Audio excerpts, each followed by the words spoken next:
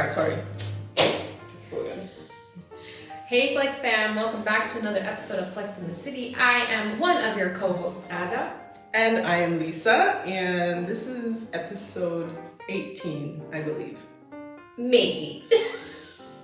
It's the next episode. It's the next episode.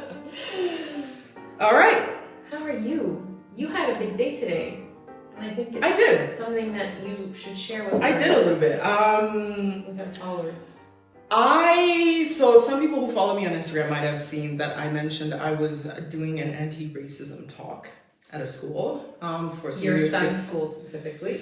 Yes. And for year 6. And this sort of idea to have this talk came on the heels of a whole bunch of repeated sort of racist incidents that have been happening at the school, not just to my son, but to like a lot of other students of color. And I was like, well, what are you guys doing about it? What response is there aside from just talking to the parents and saying, oh, don't do it? What else is there? Right. And they're like, well, like it would be great to have a talk and to help them understand some of these things. And I was like, well, yeah. Do you have someone who can come and talk?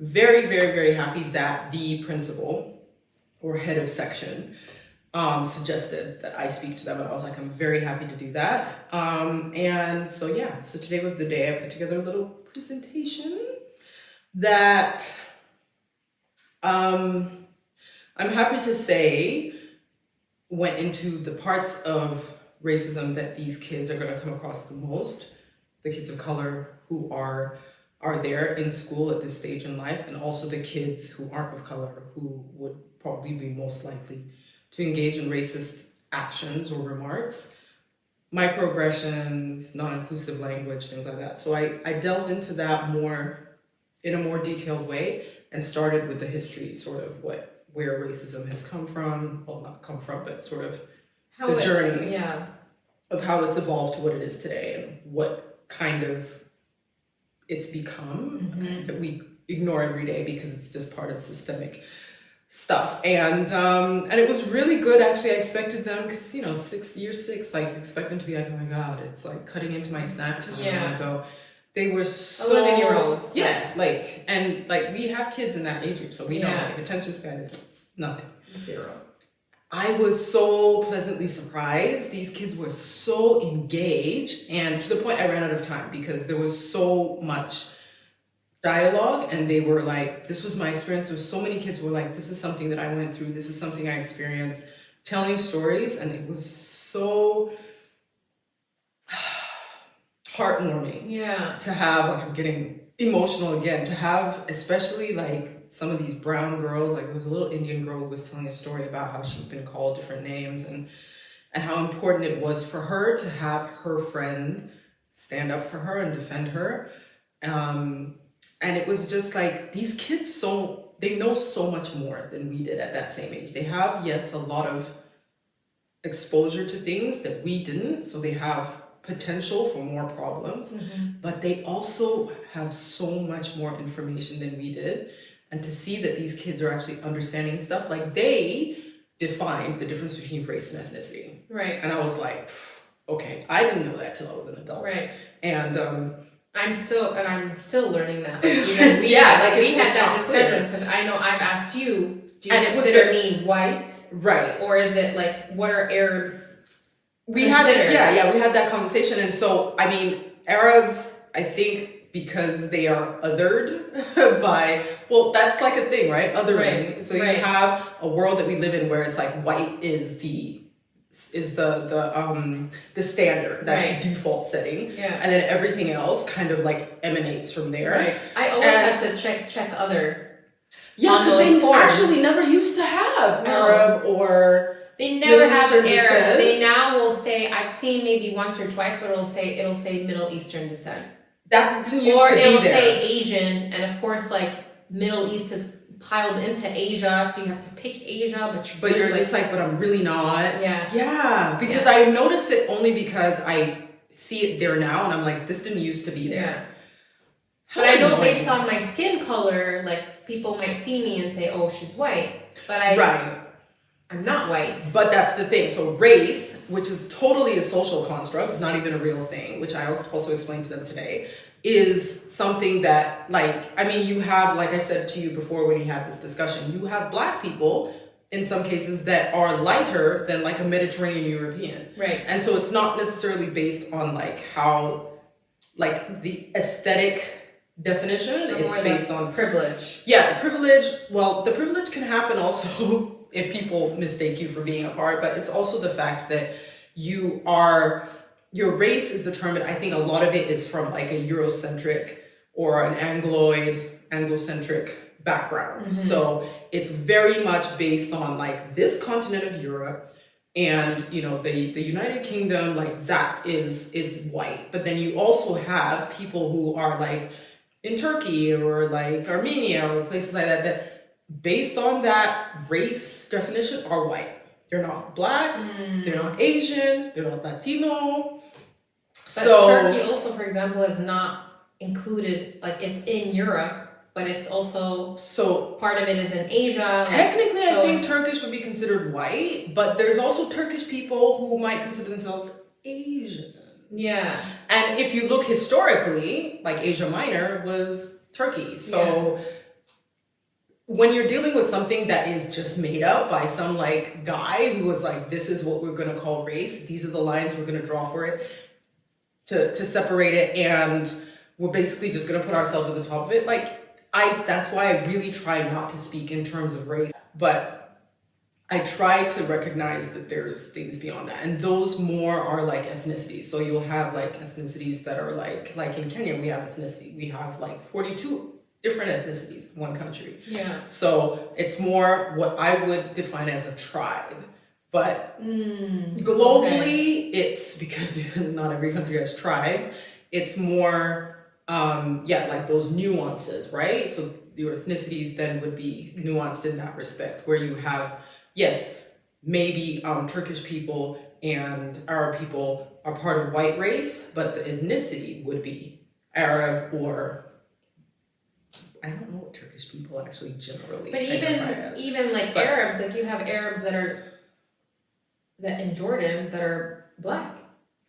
Which So I then also what is recently, that? Like, what does but that mean? but Arabs come in all but their race would be colors. Black. So their race would be Black. So you have Black Arabs, their race would be Black. Right. And so their ethnicity is Arab. Me and see, their ethnicity is Arab. You see a white person when you look at me. No. I don't see race. I don't see color. I'm gonna shoot people who say I don't see color. Come on, yes you do. Like unless you're like blind. I want you to acknowledge that you see color. And actually, it's kind of a microaggression to say I don't see color because like, what do you do? Like, one, you're lying. Unless you're colorblind. Yeah, like, or actually blind. Actually blind. Like, which I don't even then. Like, I'm sure Ray Charles knew he was Black. He lived a life that basically told him every day. Yeah. He didn't need to see it. Anyway, I don't see you as a white person. I see you as my Palestinian friend. Yes. And so like I said before, I try really, and I think I'm getting to the point where I actually don't really identify people by their skin color.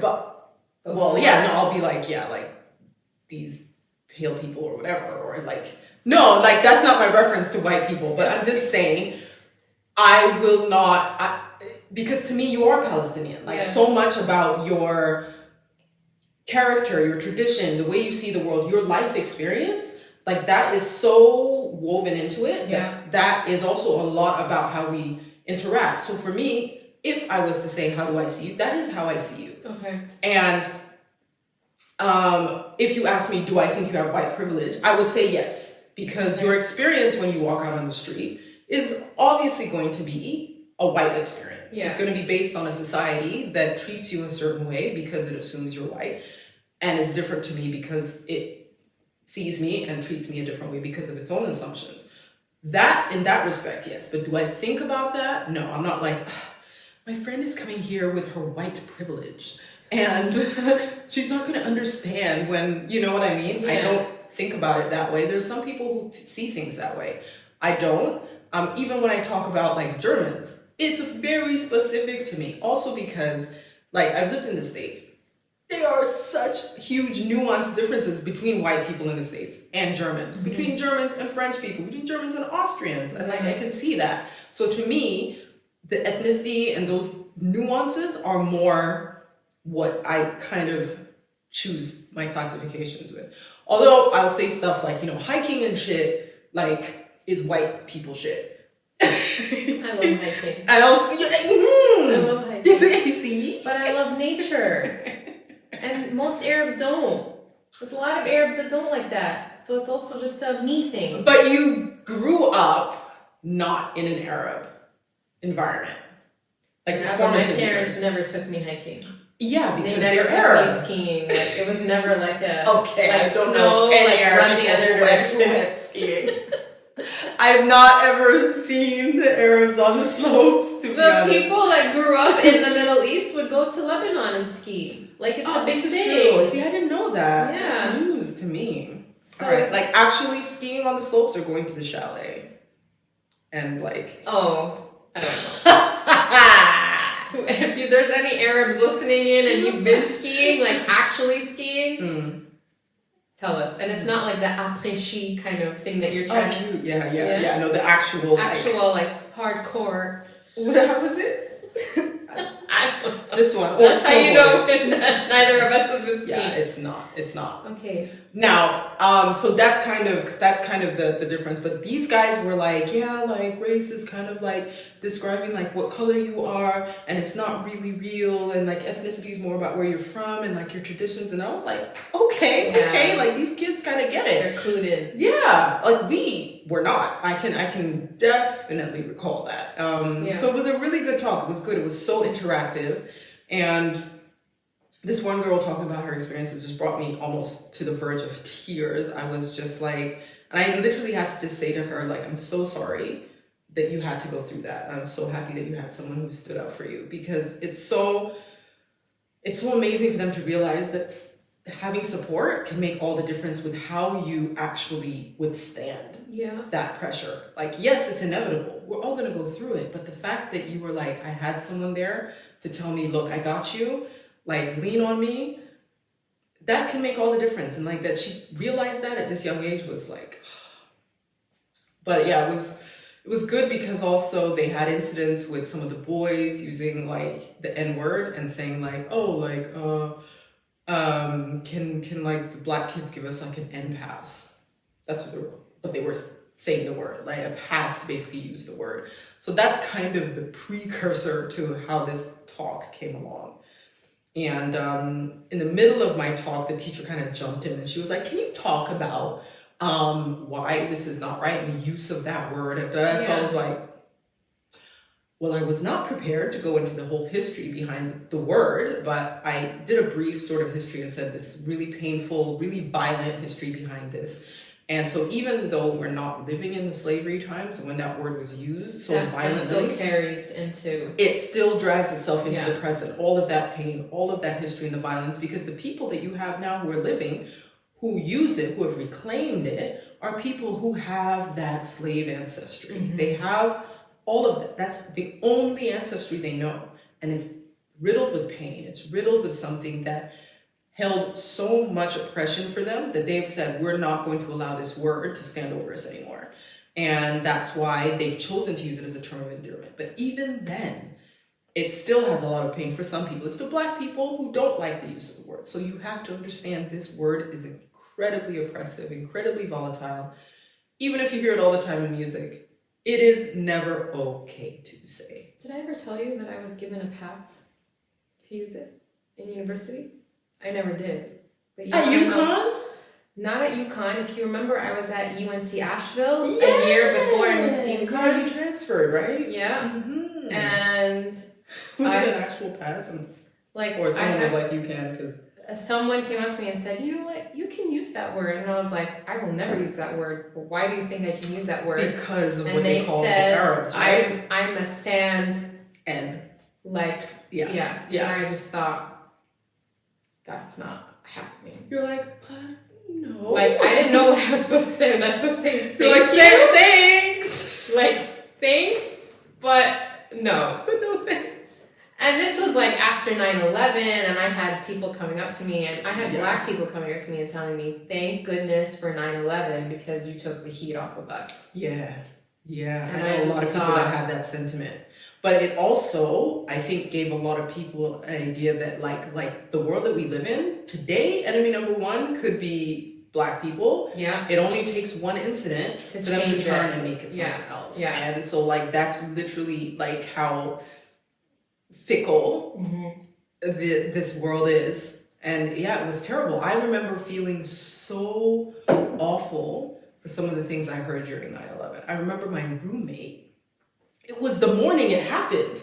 We were getting ready to go.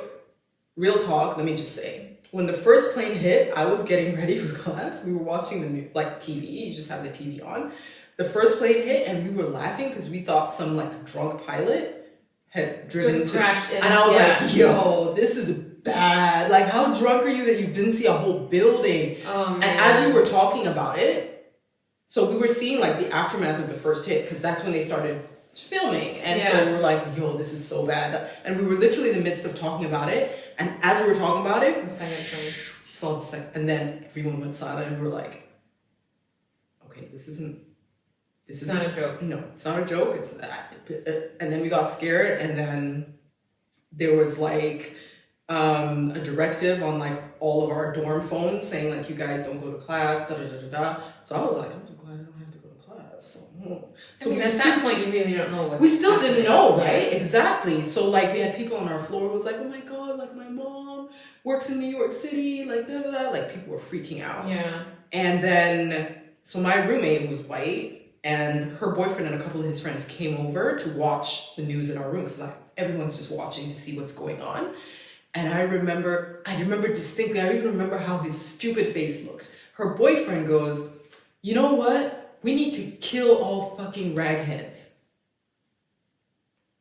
I got chills when you said that. Let me tell you. I got up and I just said, get the fuck out of my room. And he was like, what? And she's like, this is my room too. I said, you could get the fuck out too then. I was like, are you fucking kidding me right now? And he's like, well, I said, get the fuck out. I was livid. And I remember retelling. I know. It is. It was like, I got chills. And that's why I remember even his tone, even his face, I remember it. I kicked him out. And I remember telling some of my other friends about it. And I remember some of them being like, well, and I was like, yeah, we've been hanging out. Like, are you serious? This is how you think? This is how you feel? Yeah. And I was realizing it only takes something like this for you to realize the people that you're with, they'll be kikiing and laughing every day. But if this is how you feel about the world, my God. Yeah. And I was like, no wonder there's some people who are like, don't trust anyone that's outside of your, you know, because like you never know. And I was just like, this is awful. And then it was instant after instant all over campus. They were like, they even said they exempted every single Muslim student and everyone who wears the head covering from coming to class. They said, it's not safe for you guys. We exempt you from coming to class for your own safety. Like it got that bad. My mom wears a hijab, and after that, she stopped wearing it, and because she of stopped safety. leaving the house. Yeah. Unbelievable things written in the bathrooms. Yeah. I was just like. But that stuff has like lingered. Like that also hasn't gone away. It never went away. Like I had people in university coming up to me, and they said, "Hey, Gata, can you bomb that building over there so that I don't have to take my exam tomorrow morning?" And and I was the only Arab on campus.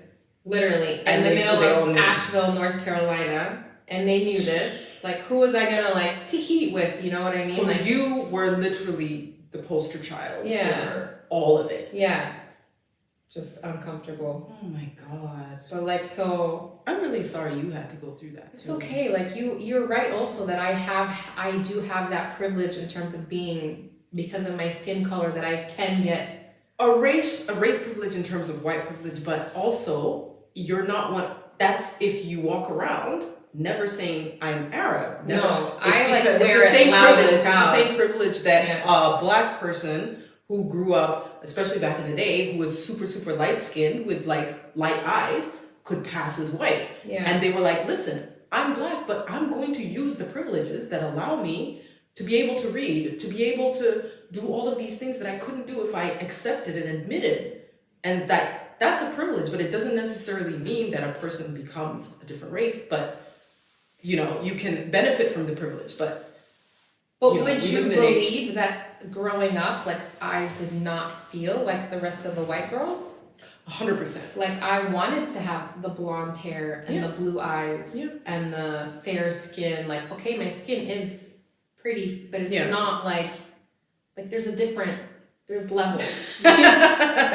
You not pale. I'm not, but you know what I mean? Like, yeah. So now, like, you're not the Scandi. University days, like, people knew if you asked me where I was from, like, I would give you my whole history. Yep. Arab was thrown in there, Palestinian was thrown in there. I would even tell you I grew up in New York, like, all of it was thrown in there. Yeah. But growing up, I did not want to be that Arab girl. Let me tell you, that pressure is insane. And it's one of the things I touched on today too. I was just like, you know, it's so important, representation. And we say, oh my goodness, like, you know, kids these days have like Black Panther, Black Panther, to be fair, was there back in the day, but like really seeing a movie that's made with a Black superhero is something that we never could have contemplated. No. And I mentioned the fact that when I was growing up, we didn't even have Black Barbies. There was no such thing as a Black Barbie. All of my Barbie dolls, thank God I don't know where the hell I put them, are blue-haired. Blonde. Blue-eyed with blonde hair. All of them. I was shocked about the Band-Aid example you gave them, which you told me off camera. Yeah, that's something actually that I didn't even notice till I was in college, and I was doing one of my critical race theory sociology classes and blah blah blah, and they talked about the fact that there's a part of society that, and literally the majority of society, because people of color make up more of the world than white people do. Yeah. So if you ignore and disregard 800. Oh, you got numbers, okay. Yeah, my husband and I were talking about the numbers this morning. 800 million white people? Oh, that's nothing. And not even like a billion. 1 point something Black people, and then I don't know where the rest of the world falls. Like 4 billion Asians. Yeah. Like it's a lot. Yeah. And so when you think about that, when you disregard the fact that there needs to be representation, or at least consideration made for the fact that other people exist aside from white, you're literally disregarding most of the planet. Yeah. And like we talked about Band-Aids and how, you know, at least for most people who are our age and slightly younger will remember that Band-Aids only come in one color, and skin color or nude. And I even said the color nude, we call it nude. And nude is literally the color that attributes itself to what a white person looks like nude. Right. Like, that's not nude for me. Right. Like, dude, I remember shopping and being like, all right, I need a Black bra to go under a white shirt. And I was with a friend of mine, and she was like, a white friend, and this is in college as well. And she was like, no, like, you wear white under white. I was like, no, because if I wear a white bra under a white shirt, you're going to see it. And she's like, well, why don't you wear a nude one? I said, I'm going to give her a second.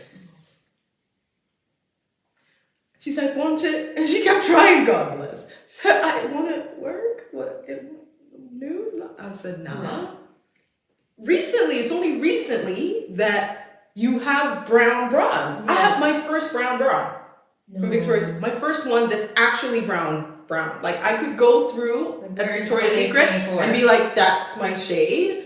That's the one I want. That. And then it came and I was like, oh my God, I could actually wear a bra underneath a white shirt that isn't black. But my entire life, it was Black bra under white shirt. Wow. Yeah. So obviously I didn't talk to the kids about that. But we talked about the fact that there's multicolored Band-Aids now, and they come in different shades for taking into account people of color. But that's very recent. We talked about brown ballet slippers as well. And I said that's not only showing you that they disregarded Blacks, but it's also the fact that they assumed there would be no interest. There would be no little boys or girls who want to be involved in ballet. So they're like, it's not going to bother. That's even more recent. And so I said it's really important to understand that representation, inclusivity, seeing yourself somewhere is something that is so important. And I said, you guys are coming of age in the era of firsts. the first Black prima ballerina in the New York, whatever, blah, blah, blah, blah, blah, Juilliard. The first primo guy who is dancing with some London company, blah, blah, blah, blah, blah. Like the first Black person who is da-da-da, only because, not because of abilities, but because opportunities were denied. Yeah. And so even though segregation is outlawed and Jim Crow ended and things like that, we still have a society that disregards people of color, and even more so with Blacks, to the point where we haven't been allowed to not only be seen, but to actually come into our own ability, right? And like they seemed to grasp that really well. And it was just amazing. Like the dialogue was so good. There were so many kids who were like, on the train, blah, blah, blah. And these guys, like everyone had a story and wanted to tell it. And I was like, okay, I'm gonna run out of time. But it's really important for their stories to be heard. It's really important for them to talk to their peers and have these kids that they see every day understand and know what they're going through. And it was so great. Like, I loved it. It was amazing. And I hate public speaking more than anything. Which I was surprised to learn. Yeah, people are surprised about that because I don't know, it gives me anxiety. I really, really, really, really, really, really hate it. But yeah, like Michael said to me, he was like, all right, you're scared of it, but you did it well, and it's important that you did it, so just keep doing it. Do it scared. Do it scared. So yeah, so they've asked me to do a few more for the older kids. The older kids I'm scared about. I'm not gonna lie. I already have an inherent fear of teenage boys. Like remember we talked about it, when they get on the train, I'm like, oh my God. Please don't look at me. I'm just invisible. And they're always like loud and belligerent. I'm like, oh my God. So that, I think I'm gonna have to also nuance the presentation a little bit differently. But can you imagine us with 17-year-old boys? Like sons were like, hey mom. No. No. I have that now already. Hey mom. Like I can't. Wait, has his voice changed already? Oh my God, ages ago. Really? Yes. Has it? Because we watched videos of him when only like 2 years ago, and you see the difference. There was no cracking. It was. I was gonna say, did he have the? No, it was like a smooth transition for him and my middle child. Like Sammy, when the doorbell rings, yeah, his friend picks him up every morning, and the doorbell rings, and he picks up the intercom. Yeah, I'm coming down now. Like, why is the bass always extra when they're talking to each other? It's the same. It's extra when my son talks to his friends or to a girl. Yeah. Like that girl that lives up the street that like she invited him to his birthday, and he's like, it's gonna be all girls. I was like, in 5 years or even less, this moment will look very different to you, and you'll wish that you'd gone. Yeah. And I was like, nah, like we'll be there with you. So like it's like a bowling thing. So he was like, oh, I guess I'll go. It's like, why is the bass so extra? But these kids today, honestly, they are different. Like I think about myself in year 6, and I'm like, I was not anywhere close to this. No, and no way. Even to articulate things, I couldn't do it. They're gonna do more than we did in our generation, certainly. Yeah, I hope Hopefully. so. I hope so. Right. I feel like they're more equipped to do more. Yeah. I mean, one might argue they're equipped to do more. That's also true. But I think a lot of that comes from maybe us and our unresolved issues, because they're also a generation of like, let's deal with this, let's resolve this, let's get a therapist, let's talk it out, So whereas we were the last generation of, listen, suck it up, walk it off, keep it moving. Yeah. So I'm glad that's we've done away with that. Yeah. I agree. And I know this was a tough topic for you to go and talk to your kids' school about, but I think it was so important. I think it was so important for your son to also see you in that element, that was actually you're there to my reason. You've got his back no matter what. That's it. And in this world there are going to be moments also where you have to educate people, and you took that moment, and I think I'm positive that you did such an awesome job that you left you left an impression on them, and they may not, and I told you this, that they may not register everything that you might have talked to them about, but like a year, 2 years, 3 years, they might find themselves in a situation where, you know, they see something in front of them, or they themselves are experiencing, and I think what you talked to them about just gave them the tools to be able to deal. Yeah, I hope so. With like those that's situations in a better. One. It's just one. It's enough. And that one has a ripple effect, you know, like That's if it keeps one person from saying something racist next time, then that also means that maybe the next time that same kid or adult, when they get older, sees something like that, they will also then say, no, that's not okay. So it's just a ripple effect. It is. It really is. And even the kids who experience it, for them to be able to say, okay, this is how I deal with it. This is how I recover from it. And this is then how I equip myself to be able to support someone else. Yeah. I think if only one kid has that for me is, you know, it's a success. It's been really good, and it's definitely, and even for the teachers to hear it, because even like the Band-Aid thing, when I said that, one of the teachers was like, I was like, girl, how do you not? I didn't even know. No, a lot of people don't. Like, and I said, it's totally cool that you guys have never thought about it, because that's the point I'm trying to make. It's so normalized to see something that is created, manufactured, and replicated in terms of the norm being white, that we don't even think that it's weird. I didn't think that it was weird that there was no black Barbies. I never thought that was weird until I got older and I realized. I mean, do we have... Yeah, they have black ones now. They have biracial ones. Do they have Asian ones? Yes. Do they have Arab ones? Yes, and yes. So there was an Asian one even when I was growing up. There was an Asian I never had an Arab one. The Arab one came later. The closest one would have been Jasmine. Jasmine also came later. Which didn't count. We were almost grown, because she was just a doll of a character. Yeah. But the fact that y'all had a Disney cartoon is... But I don't even know if we could call her Arab. I think she was Indian. No, she wasn't. She was not. Like, ain't no Arabs walking around in outfits looking like that.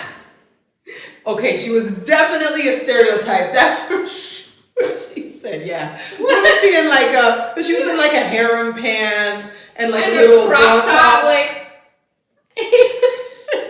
Arabs walking around like that. Yeah, to be fair. Yeah. I mean, in the harems, they were walking around like that. Like when you're in the sultan's. The belly dancers. Yeah, like she was meant to. I'm 100% sure she was meant to be Arab. Like I know Aladdin and Jasmine are very prominent Arab names. Yes, but Aladdin. Aladdin is also though a very old is a fable. It's a story. So they really remade something that is an old story. I'm Googling this shit right now. All we had was Lion King, and that doesn't even have people in it. That's what we had as representation growing up. Lions and shit. That's why when I went to UConn, people were like, oh, do you guys ride them to school? Well, look at this. This is the Taj Mahal. Is the Taj Mahal. Yeah, that's what they're trying to replicate. Like, I think they just thought, let's make a movie and just... It was lazy. Mesh everything together. Which is another thing, is also that they realize, this is part of the non-inclusivity, is that they're like, no one's going to know the difference because no one cares to know the difference. And so they were lazy with it. It says here, I found a site on newsweek.com, and I'm not a fan of mainstream media, but whatever. Yeah, music is Disney's 1992 animated version was originally going to be set in Baghdad, which is in Aladdin. This is Aladdin. Aladdin, until the advent of the Gulf War made the studio change it. Was going to be set where? In Baghdad, in Iraq. I know what Baghdad is. No, I know, but my accent might throw it off. But also, some people. But because of the Gulf War, which was around that same time, they chose to change it, and that's why it has more of an Indian influence to it. That's some BS. Although they say Arabian Nights, that's even the music, it's not Indian Nights, you know what I mean? Exactly. And the genie, the story and is the sand dunes, when they're out in the desert, that's and riding camels and the turban. Yeah, I could take you to Wadi Rum in Jordan, and that is exactly what it we went on like. those dune bashing trips. It looks like that. Yeah. Man, that was so much fun. But yeah, I think Listen. That might explain why I love that one so much, but it really was Aladdin. not relatable. Do you like Aladdin? I don't dislike it. I don't dislike it. Definitely growing up, it was one of those animations that we had on repeat. So, because the genie, Robin Williams' genie. Robin Williams was, come on. Genius. Yes. Like, next level. So talented. But apparently, also, there's a whole version of, like, because you know he ad-libs a lot of it? Yeah. There's a whole, like, R-rated version. No! Also of Mrs. Doubtfire. No! Yeah, where they were like, yeah, we want this to be a family. Oh my god, we gotta watch that. Yeah, I don't know where it is. I haven't been able, but they were just like, yeah, like his jokes, like, just go over, and they were just like, all right, that take we're not gonna use, that take we're not gonna use, but it's apparently hilarious, and I'm like, I believe it. Okay. I believe it. So, anyway, side note. Okay. But yeah, no, Aladdin was cute. Did you watch the live action movie? With Will Smith? Mm-hmm. Yes, I did. Why do you say it like that? Because I loved it. Oh, I was gonna say you love him.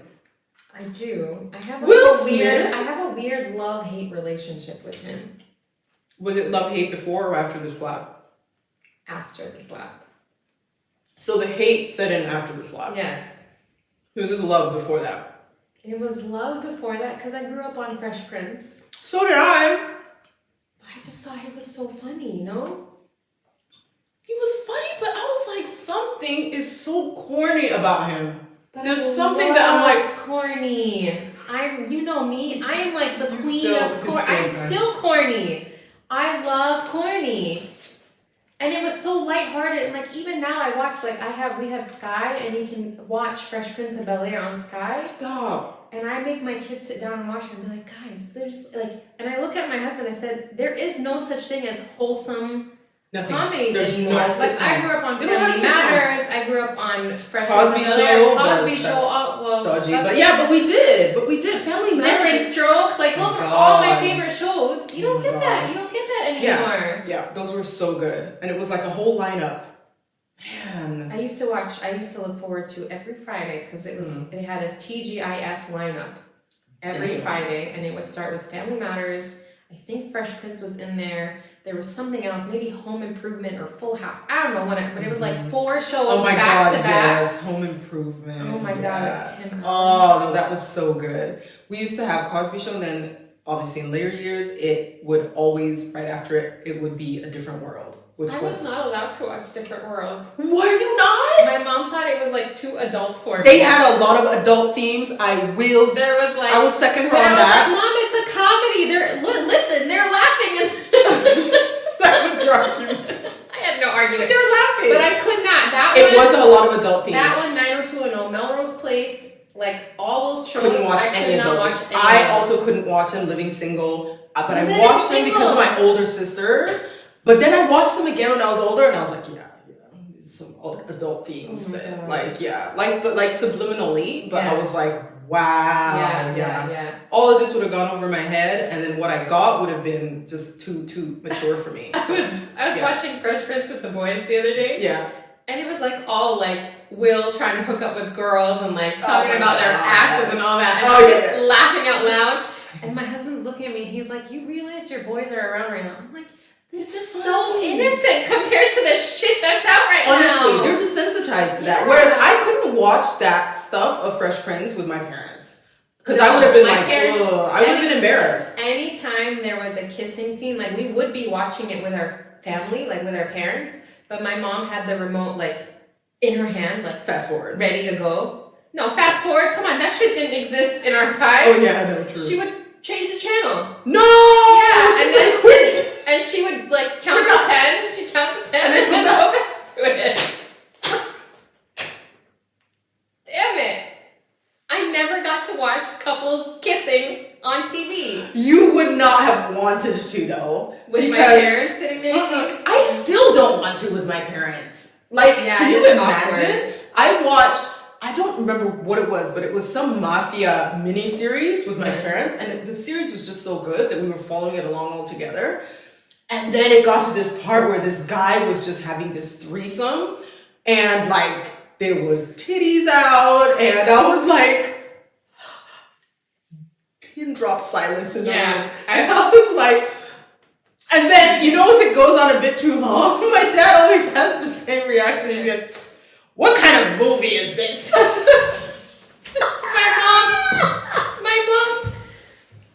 my dad will say something like, what is this garbage that you're watching?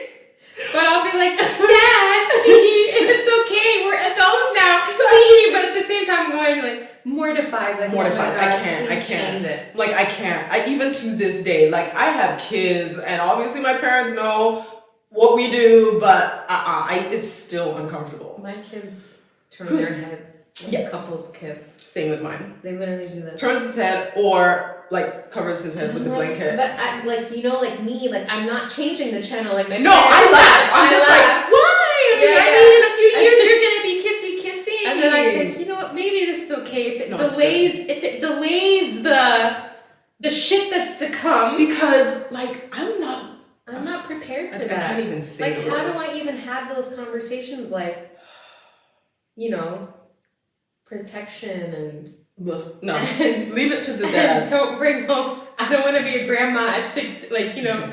How do you when feel? You're 16 years old. Here's a cultural thing, because you know here, they let their boyfriends and girlfriends sleep over. Oh hell no. Thank you. Hell no. Yeah. Listen, I'm still and my parents, if they do watch this, they're gonna laugh at me because they'll always say like they think that I'm gonna be that mom. That's like, yeah, you can sleep over and do that. Like, yeah, but I'm still, like, there's a part of me that still goes, we're still Arabs, we're still Muslim, like, there's still some, you know, and even put those aside, like, it's just not okay. It's my house. I don't know. But at the same time, then I also have this argument. Would I rather him be out in a car? Yes. Somewhere? Really?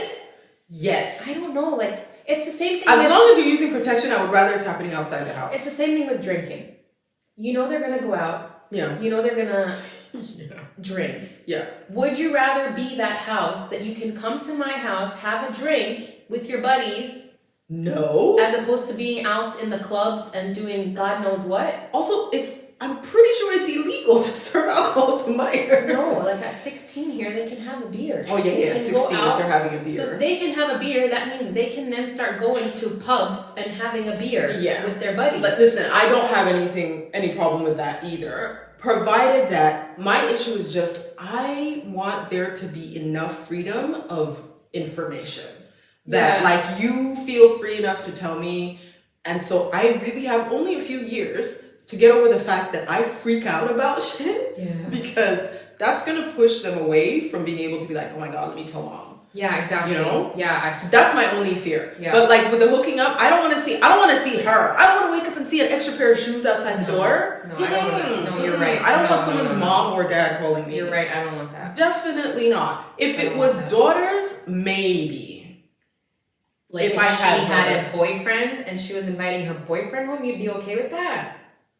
I wouldn't be okay, but I would rather she says, Ma, it's either here or in a car somewhere. I don't know. I don't have girls, so I don't know how it would be, but I feel like it would be different. But like with boys, I'm like, listen, it's such a pain in the ass for them to find a venue that it might just make them avoid doing it. That's what I'm hoping for. But I'm certainly not going to provide the venue. But at the same time, because of our cultural backgrounds, like I'm thinking, my first thought is, what are these girls' parents going to think if you're out, like you're taking her out and it's like your venue is a car? Do you get what I mean? Yeah, like but that also is not okay. That's where my brain goes. It's not just about, I'm not just thinking about my son. I'm not just thinking about my son in that. I'm thinking as a Arab woman, my brain goes to, as a parent, I'm going to that. I'm thinking of the girl. Yeah, but her parents are thinking about her. That's not our problem. No offense. No, really. Because who let her out the house? Her parents. They let her out the house knowing there's a possibility she's going to end up getting stooked in the back of a car. But we let our kids out of the house. Yeah. Knowing that they're going to shtook some girl in the back of a car? Is that the term we're using now? No, because my kid's not going to have a car. Oh my God. No, my kid's not going to have a car either. They don't need one. There's a train. No. And also, my thing is this. There's a train. It's going to happen. Are you gonna No. I don't mean they do it on the train. I mean for them to get around. Okay. They don't need to have a car. They can still have a social life and get around. Yeah. They don't need to be driving. But my thing is also this. One, the girls that they're messing with. Oh God, girls that they're messing with is already giving me like anxiety. Stressing me out. I don't want to see them. It's the same thing that my parents used to tell me, that we don't want to know about who you're dating, who you like, who you might love, when it's serious and someone is, as we say, bringing cows, meaning like they are wanting to engage you, we can know. We don't want to know about anybody else who was before them in the line. So we don't, and that's how I feel. I don't want to sit there at breakfast being fake with some girl I'm not going to see next week. Right. Or I see her on Wednesday and Friday you bringing back a new one, a different one, and I have to pretend like I didn't see whoever on Wednesday. Not in my house. I'm not ready for that. We don't pay all this rent to be uncomfortable in our own house. It's too stressful. Get an apartment if you want to pull those stunts. Yeah, that's it. Get a job, get an apartment. Pay for your own. Pay for your own. We're getting there. We're gonna need a support group. Yeah, we are. It's really, it's quite scary for me. I mean, is it scary for you? It's so scary for me. Do any of you, like, I'm curious if any of our followers have already let us gone know through in the this comments. and tell us, like, how you've dealt with it. We have boys. My oldest is 13. Your oldest is 11. He'll be 11 next month, yeah. And my oldest is still at the point where if you talk to him about girls, he goes, ew. Nice. So I'm happy about that, but part of me also thinks, like, are they really ew? Or he just doesn't want to talk to me about it? Yeah, like, does he think it's ew to talk to my mom about it? Right. But he's also not talking to my husband about it, so I don't know. They're talking about it with his boys, like, But I also want to make sure that my kid is not an asshole. Yeah, like one of those guys, right? I don't know. So if you how would we know? I don't know how we'll know. Like, that's my, like, literally that shit keeps me up at night. To know that I have raised like a guy who is really or a guy that girls. is like an ass, because I've dated assholes. Oh my God. You've dated assholes. We've all been there, and I really just I don't want to put another one out there. Exactly. Yeah. I feel like I have a responsibility to put decent human men out there. Thank you. And that literally I have nightmares about that. Oh my God. Yeah, I'm really scared about that. I'm scared of some girl's parents calling me and being like he broke her heart, or worse yet, oh my God, God forbid. Got her pregnant. Listen. I hope I never have to come to that juncture. Let us know in the comments if you have older kids, older boys. How are you guys coping? How did you cope? How are you coping? Fathers, mothers, whatever. We've also talked about this, but we also are living in an era where the boys, like, they can just do one tiny slip up. Or they can even do nothing wrong. But if a girl says, so-and-so did this to me, and they have no leg to stand on. And that terrifies me. An accusation is as bad as the real thing. As a woman, it feels good to know that we finally have we're able to speak up when shit happens. But as a mother of boys, there's no protection. There's nothing. Yeah. That's quite terrifying. Yeah. So, gosh. Oh, well, thank you for adding that. I hadn't thought of that. So, well, it leads into the topic that we were talking about, which is, are we addicted to stress and drama? Like, apparently we are. And the whole point was to be like, well, we aren't. We aren't. Past that. We were discussing what our next topic is, and I was saying that I think you and I are not addicted to stress and drama, but here we are just adding more shit to our plate when we don't really need to. I know. Like, now I'm not going to sleep until 2028 because, oh my God. Well, I mean, maybe add a little more if baby number 3 comes along. Listen, after that incident with the throw up from the baby in the back of the car on Sunday, I glanced back there and I said, listen, this back seat has 2 kids in there and it's already chaos. I'm talking chips out of the bag all over, a croissant, all of the flakes everywhere, something spilled, foil on the ground because snacks that were packed were eaten in advance, followed by projectile oatmeal puke. And she didn't have extra clothing. No. She got cocky and she thought, my kids are past that kids don't puke. Messy stage. What is that? What is that? This guy said, oh, really? Hold my beer. Puke. All of it. An entire bowl, like everywhere, on all his warm clothes. Oh, man. Try it, guys. Try to wipe oatmeal out of wool sweaters. See how well that works? It's, oh my God. And then I had to wash them after because we got home and we took them off and changed. And like, how cold was it outside that day? It said 3. No. Girl. Shit was like minus. It was minus. I'm pretty sure it was minus. You know, like when you're scared to touch your ear because it's like crispy. It's gonna like fall off. That's what it was. So cold. That's what it was. When you just get annoyed, you're just angry with life because it's that cold. Yeah, that's what it was. Man. Anyway, so yeah, I don't think that picture of baby number 3 is slowly like. Okay. It's fake. I mean, I can give you one of mine if you want for the weekend. I'll take one. And you can have a feel for what it's like to have. For what it's like. Oh my God, no! Because my pick eldest will three. bounce off the walls. If there's another boy in here that he can play and interact with, oh my God, yeah he'll be bouncing off the walls. And we don't have video games, so I'll have to entertain. Oh man. Oh Lord. Anyway, yeah. So addiction to stress. Yes. Yeah. So I was thinking. Aside from us adding stress to our lives now, thinking about our boys and their future selves, I don't feel like I am addicted to stress, but I do know, and I'm sure you also have people in your life that you can think of immediately that are just like those women who are just like busybodies, always have to be doing something, and telling everyone about it, and complaining at the same time about having to do everything. Yeah. But at the same time, when you tell them, hey, why not just take a breather? Yeah, just dial it back. Oh, no. I have to do everything. I can't. I can't take a break. It's not possible. No one else can do No one else can do what I do. Yeah. And I just thought, like, and it just came to me because, like, it's been coming back to me. I'm trying to be a little more chill. How's that working out for you? I'm a worrier. I don't know if that's the same as stress, addicted to stress. It's a different kind of stress. Yeah, but I am a worrier, and I will tell you, like, I have been up at night, like, with, crazy... Inundated with thoughts. Yeah, and my brain doesn't stop. But it just got me thinking, like, I also know so many women, and I feel like women in general have this level of stress. We have this level of stress that we really are kind of, it's like ingrained in us.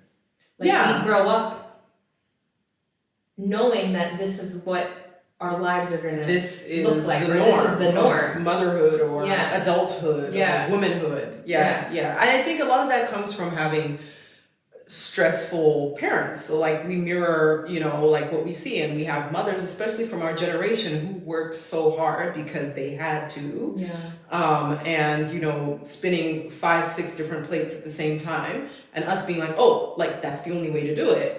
We also come from cultures that expect it. So even if we might not have grown up seeing that, we have our cultures are quite strong, and that influence tells us, well, this is kind of how a woman should be, and this is how she should keep her house, and she should still be able to do this, and and you don't complain about it, and and so I think all of that kind of sets the tone, the foundation for us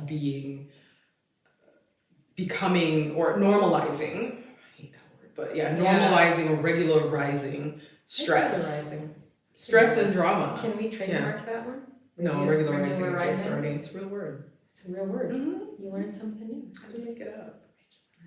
But yeah, so like it's just it's. Do you feel like I don't feel like you're in that stage right now. But you feel like you were at some point addicted 100%. To stress? In fact, when you mentioned it before, and you were like, I'm sure you can think of people, I was like... Myself. My former self. But yeah, like, definitely. And I even mentioned to you about, like, when I've been in previous relationships, and I've been like, it's too tranquil. Like, how are we not fighting? Like, how do I know he loves me if we're not, like, being passionate and, like, like, arguing about stuff and, like... for the most part, I've been lucky enough to have pretty good guys in my past who've been like, girl, you need to realize that the calmness is what is normal. Like this, and we don't have to fight. You don't have to just start shit for the sake of starting shit. And so that was a lesson. But even with just the example you gave about, what was it?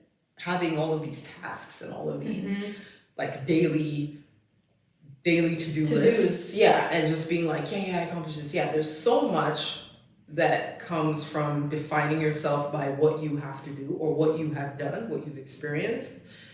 What you've accomplished by the end of the day, to the point where, like, if you don't do it, if you don't make it through, you're really hard on yourself.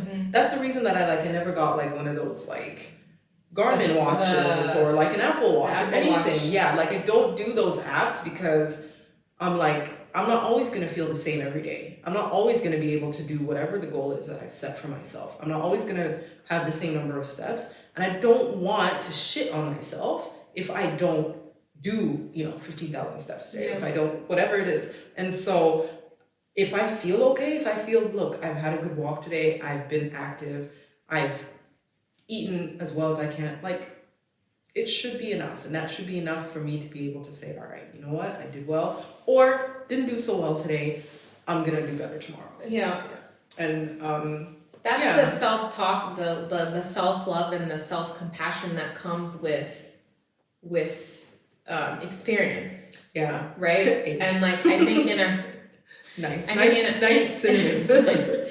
In our 20s and 30s, we're definitely not doing that. We're not kind to ourselves, So I can appreciate that now. Like, we may have been people that might have been addicted to stress before, or even surrounded ourselves with people who were addicted to that. Like, I now am very careful and very selective as to who I surround myself with. So like, if I have these busybodies, these people that are just like, they just can't sit still, they can't take a breather, and even when you tell them, they're still not hearing. And that energy I'm so like, I'm a strong believer in energy, and that energy, like the vibrations of the different energies that you can 100%. Be around. 100%. Like, I definitely now I'm at that stage where I'm just like, no, I just don't want that, and I don't want to be around that. But that took, like, what, we're in our 40s, and we're now figuring that shit out. Yeah, really. Like, we should have figured that out a long time ago. Like, half our lives, basically. Yeah. Like, this is less than half, but yeah. But like, a long time. You don't realize, like, how much of an addiction it is. Like, because it's like, if you want to break down the science of it, you get those, like, little, shots of cortisol and adrenaline that pump through your body. Yeah, those stressors, but like in a negative way. Like, endorphins are meant to be like a good. Yeah, endorphins are the good ones. But you have adrenaline, cortisol and adrenaline that pumps through your body, and that puts your body always in a fight or flight mode.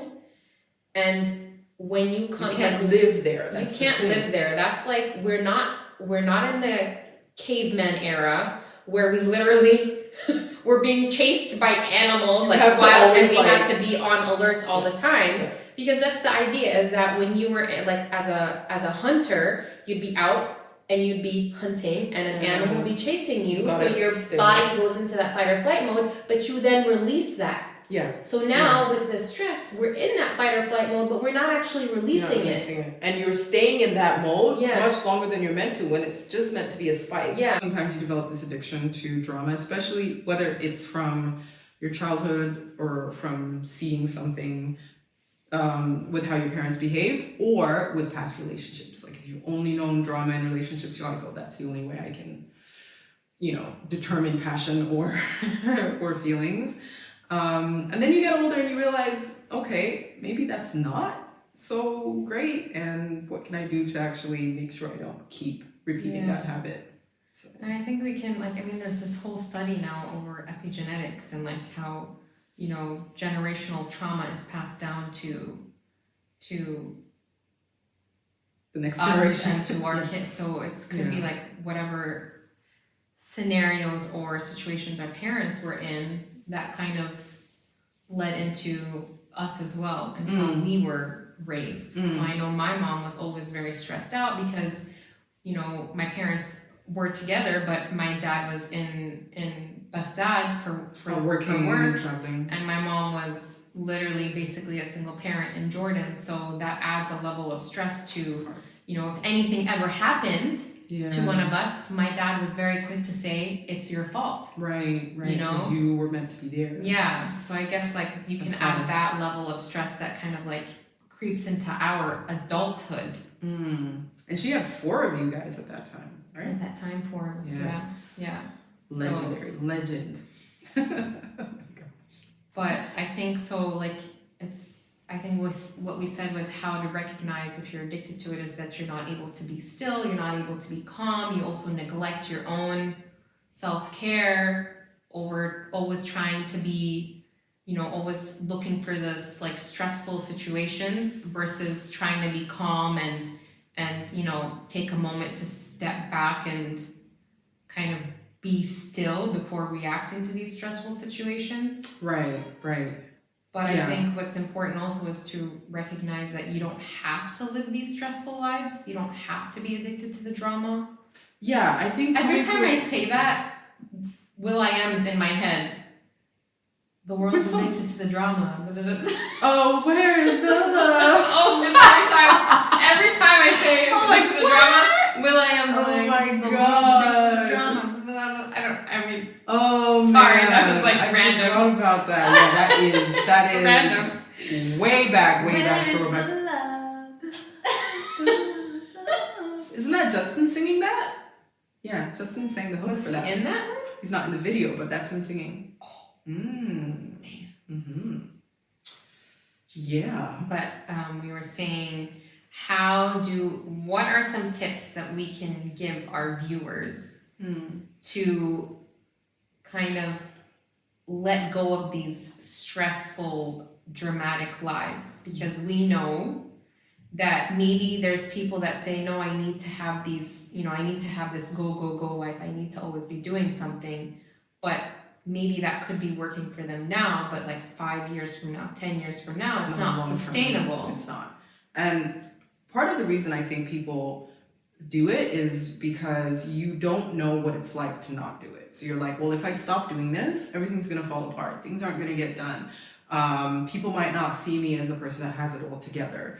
You know, all of these fears of what the alternative is kind of what keeps you pushing with what's familiar, even if it's really detrimental. Yeah. So I think actually getting to a point where you allow yourself to test and see what it's like to let go is a really good place, because you realize, oh my God, the world didn't end. Actually, I feel better. Actually, I have energy and bandwidth for my kids, for my partner, for myself. I got to take like a long bubble bath, which I haven't done in years, things like that, right? So learning to set boundaries is a big thing. And I think what you just mentioned hits on this whole, like, for those that can't be still or can't say no to this stressful life, maybe are living this kind of like people-pleasing, they have this people-pleasing aspect to them, or they're very controlling. And I feel like people who are controlling of these certain aspects have some sort of insecurity that if they don't do it themselves, then no one can do it. No one can do it. No one can do it better than them. Right. No one can do it the way they want it done. Yeah. But there's also this insecurity of failure. Or right. Right. Exactly. So, I think you hit the nail on the head when you say that there's a people-pleasing aspect that's really strong with it, because it's not only necessarily fear of how you'll be perceived, but it's also a fear that, well, if I don't do this, I've placed all of these expectations on myself, and now if I don't meet them, how will I perceive myself? There's a people-pleasing aspect that is like self-imposed, that it's all about how you're seeing yourself as well. And I think the difficulty it's like with any problem, you're like, the first step to recovery is admitting there's a problem.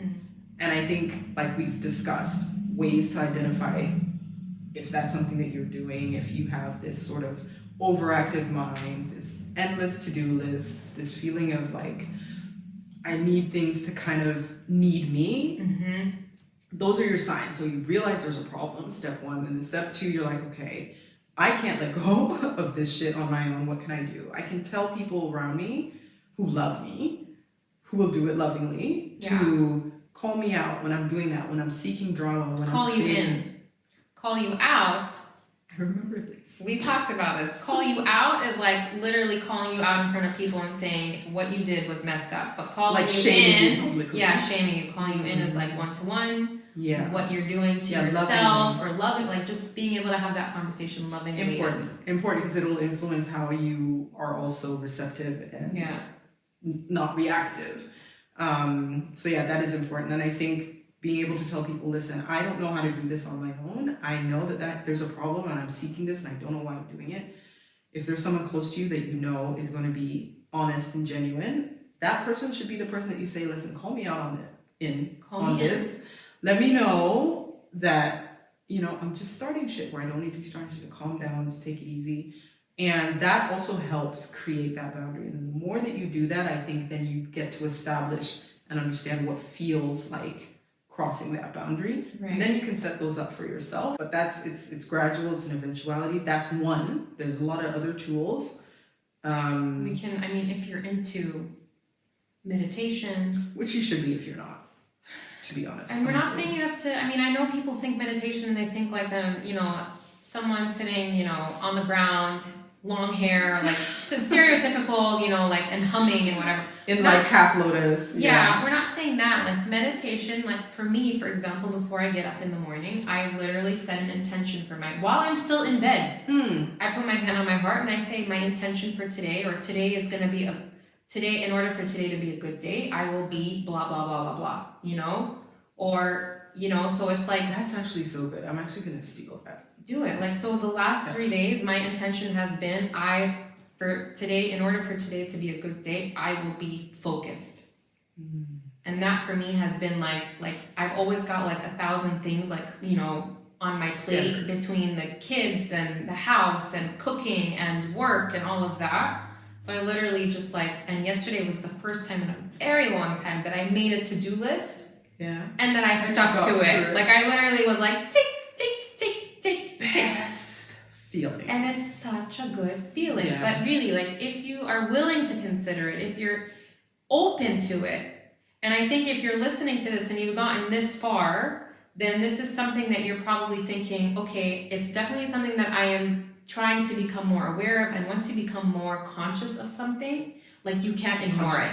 It's literally gonna be screaming at you every time. It moves into a different part of your brain. Yeah. Consciousness is just different. You go from this robotic subconscious state to a very conscious state, and you're very aware of everything that you're doing and saying. And then that's where intention comes into it. And then moving with intention, moving with specificity, that is what creates drive. That's what creates consistency. That's what creates the feelings that continue to keep you going when motivation, when all of these other things crop up, you're like, nah, I have intention. This is the goal and this is where I'm headed. And it's focus. It's exactly that. It's focus. It's creating a focus and respecting yourself enough to stick to that, to the promise that you make to yourself. I think that is the running theme in all of that we're always trying to push, be kind to yourself. That's really the point, the common thread of everything. Because I really feel like we didn't know anything about that